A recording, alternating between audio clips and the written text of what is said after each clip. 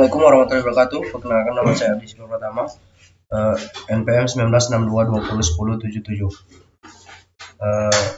Baiklah, di sini saya akan menjelaskan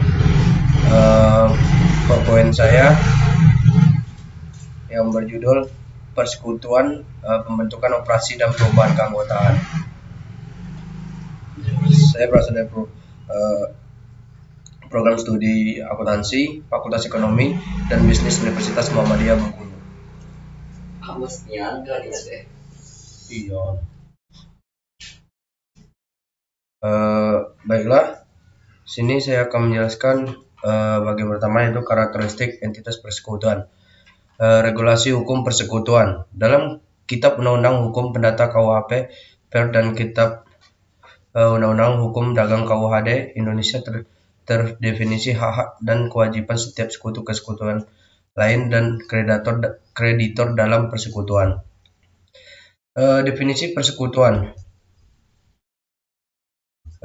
Pada KUHP Per pasal 1618 menyatakan bahwa persekutuan adalah bahwa perjanjian antara dua pihak atau lebih yang kemudian menginvestasikan sesuatu kepada sesuatu usaha dan laba yang diperoleh dibagi di antara kedua belah pihak. Berikut ada beberapa definisi yang dibagi menjadi 3 faktor, yaitu 1. Gabungan 2 orang atau lebih, 2. Untuk menginvestasikan sesuatu, dan 3. Usaha untuk laba. Selanjutnya itu pendirian persekutuan. Akta pendirian persekutuan harus memenuhi hal-hal sebagai berikut. Yang pertama, nama persekutuan dan nama dari para sekutu. 2. Jenis usaha yang akan dijalani dan jangka waktu perjanjian. 3. Kontribusi modal awal dari masing-masing sekutu. 4. Penjelasan lengkap tentang distribusi keuntungan dan kerugian. Ada jenis-jenis persekutuan terbatas.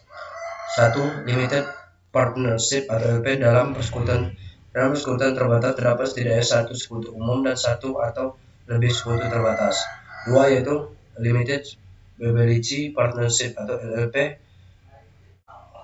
Liability Partnership atau LLP yaitu persekutuan dengan kewajiban terbatas, adalah salah satunya persekutuan yang tiap-tiap sekutu memiliki tingkat perlindungan kewajiban yang sama. Yang 3 yaitu Limited Liability Limited Partnership, yaitu setiap sekutu hanya bertanggung jawab atas kewajiban bisnis persekutuan dan tidak bertindak nomor praktik atau kesalahan yang dilakukan sekutu lain dalam kegiatan usaha normal perusahaan. Yaitu akuntansi untuk pembentukan persekutuan.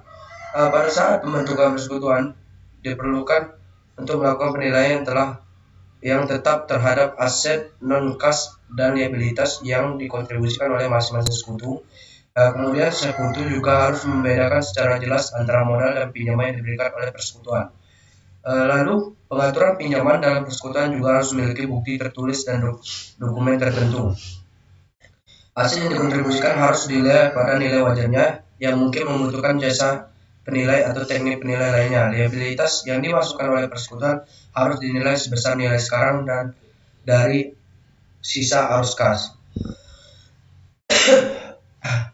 Hanya karakteristik utama lain persekutuan. Berikut ini bagian dari KUHP Per dan KUHD yang terkait dengan pembentukan dana operasi persekutuan, penghentian dan likuidasi persekutuan. Pertama yaitu perjanjian persekutuan. 2. Persekutuan sebagai entitas terpisah. 3. Sekutu adalah wakil agen atau persekutuan. 4. Kewajiban sekutu adalah kewajiban bersama. 5. Hak dan kewajiban sekutu. 6. Yaitu pemilikan sekutu yang dapat dialihkan dalam persekutuan. Dan yang terakhir yaitu berhentinya sekutu. Hanya akuntansi untuk operasi persekutuan. Sebuah persekutuan menyediakan jasa atau menjual produk untuk mendapat keuntungan. Kemudian transaksi tersebut dicatat dalam jurnal dan buku besar. Berikut beberapa akun sekutu sebagai berikut, yaitu akun modal, akun prepe, dan akun pinjaman. Alokasi laba atau rugi kepada para sekutu. Laba atau rugi dialokasikan kepada sekutu di setiap akhir periode. Pasal 163 KUHP Per menyatakan bahwa sekutu berhak memperoleh bagian laba rugi secara proporsional sesuai dengan jumlah yang dikontribusikan. Berikut metode distribusi dalam persekutuan. Yang pertama yaitu rasio yang ditetapkan sebelumnya. 2. Bunga atau saldo modal. 3. Gaji kepada sekutu. Dan 4. Bonus kepada sekutu. Laporan keuangan persekutuan. Dapat 3 laporan keuangan persekutuan, yaitu laporan laba rugi, laporan keuangan, dan terakhir laporan arus kas yang biasa dilakukan di akhir periode.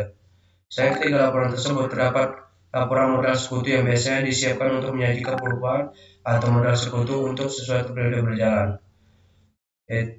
Selanjutnya itu perubahan dalam keanggotaan. Berhentinya atau pengunduran diri yang dilakukan oleh seorang sekutu dapat menyebabkan pembubaran secara hukum atas persekutuan. Baiklah, itulah hasil PPT saya yang dapat saya jelaskan. Lebih dan kurang saya mohon maaf. Wabillahi taufiq wal hidayah. Wassalamualaikum warahmatullahi wabarakatuh. Sekian dan terima kasih.